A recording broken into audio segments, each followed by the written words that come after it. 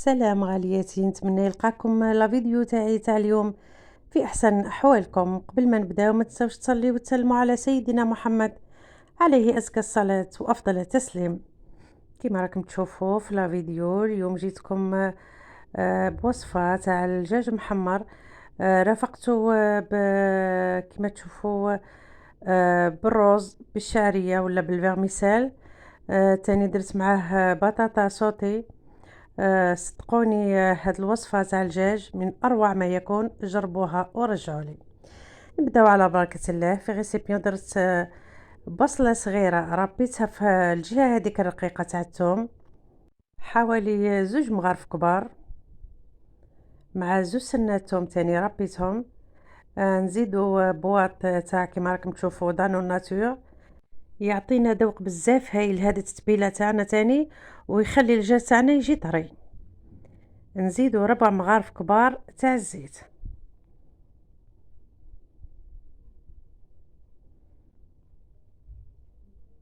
نزيدو توابل.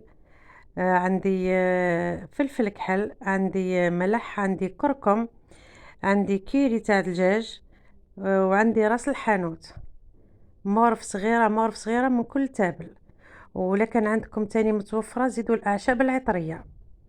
نزيدو 2 مغارف كبار نتاع الخل كما راكم تشوفوا. نزيدو مورف كبيرة تاع عصير الليمون.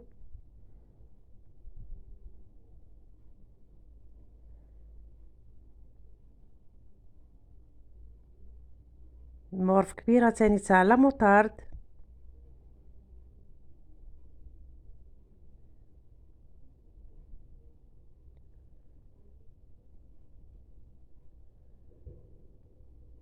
ونخلطوا هاد التسبيله تاعنا مع تاني مغرف صغيره توم بودره.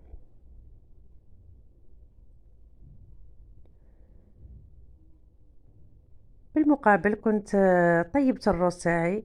كما تعرفوا، كاس ب2 كيسان بعد ما كنت شللته مليح. درت له غير شويه ملح. بعدها نزيدو عليه 2 مغارف كبار من هذيك التتبيله وهو سخون باه يتشربها لي. نزيد عليه 2 وريقات رند ونخليه بجهه. الرز هذا اللي نحشي به الدجاجه تاعي. والله قلت لكم هذه التتبيله وهذا الحشو يجي من اروع ما يكون. التتبيله هذه اللي تبقى لي نزيدو عليها مورف كبيره مش معمره بزاف تاع طماطم مصبره. نزيدو عليها مورف كبيره كما راكم تشوفوا تاع الكاتشاب.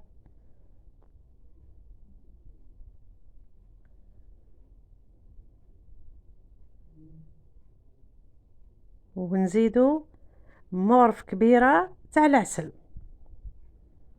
العسل كما تعرفوا يعطينا هذاك الاحمرار. ومورف صغيره تاني تاع فلفل احمر حار. ومورف كبيره تاع فلفل احمر حلو اللي هو الحمار.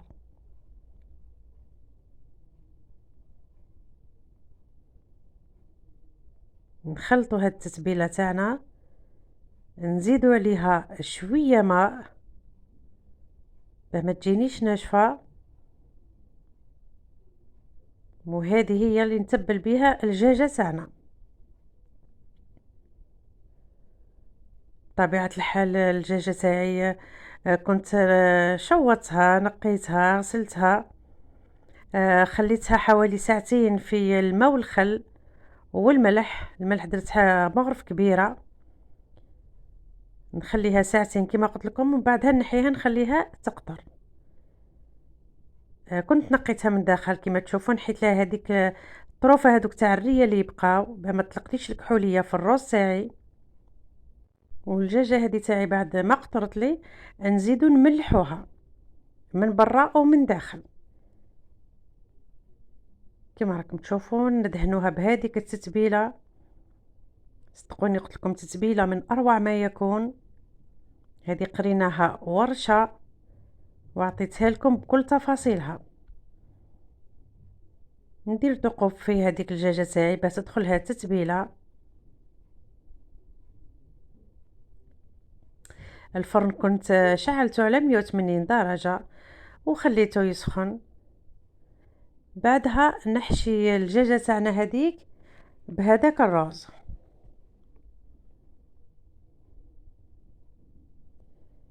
كي نوجدوا هاد التتبيله تاع الدجاجه ونحشيوها، نخليوها على الاقل ترتاح في دواها ساعتين.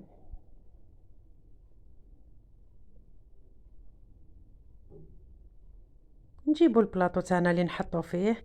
انايا حطيت في هذا تاع الحديد، نتوما تحبوا في تاع الدجاج كيما تحبوا.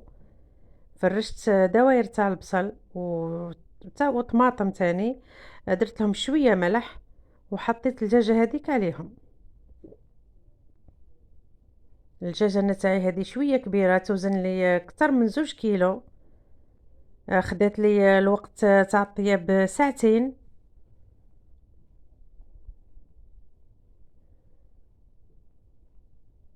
نربطوا الدجاجه هذيك تاعنا رجليها كيما راكم تشوفوا بفيل اليمونتير. كيما تحبوا تاني ما تربطوهاش، كيما تحبوا حسب الرغبه. على خاطر انا هذاك الحشو تاعي غلقت عليه ما رايحش يخرج لي. التتبيله اللي بقات لي في الصحن تاعي زدت عليها شويه ماء وحطيتها فوق هذيك الخضار تاعنا في البلاطو.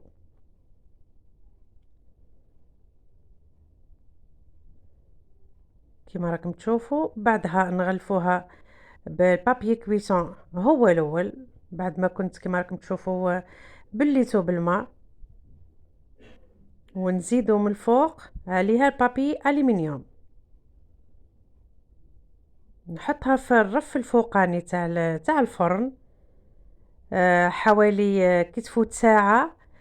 نجبدها ونزيد نبدا نسقيها بهذاك لاصوص اللي طاحت لي من الدجاجه. نكرر هاد العمليه تاع كل مره نسقيها كل ربع ساعه.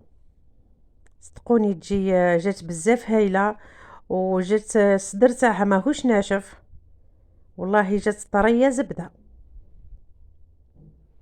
كنت درتها الغدا وقلت لما لا نشارككم وصفتي للاستفاده.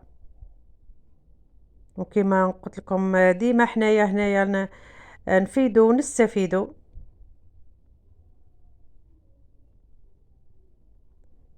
كما تشوفوا نسقيوها بهذيك لاصوص، نزيدو نرجعوها للفرن كل ربع ساعه، نعاودو نفس الطريقه هذه. بالمقابل انا كنت درت معاها رز بالفيرميسيل، ولا المشارقه يقولوا له رز بالشعريه. جبت مغرف كبيره مارغرين، زدت عليها مغرف زيت. كي يسخنوا نزيد عليهم كما راكم تشوفوا نص كاس تاع الفيرميسيل، نحمصوها مليح حتى تحمر. بعدها نزيد عليها كاس تاع الرز تاني بسمتي، كنت غسلته شحال من مره باه نحيت له هذيك النشا. وبعدها صفيته وضفته على هذيك الفيرميسيل.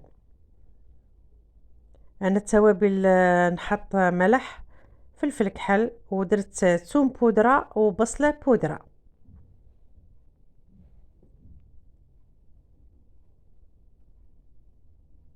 بعدها نمرقوا هذاك الرز تاعنا. كيما تعرفوا كاس رز يقابلو 2 كيسان ماء، ونخليه يطيب. نغلق عليه الكاسرونه تاعي ونخليه يطيب.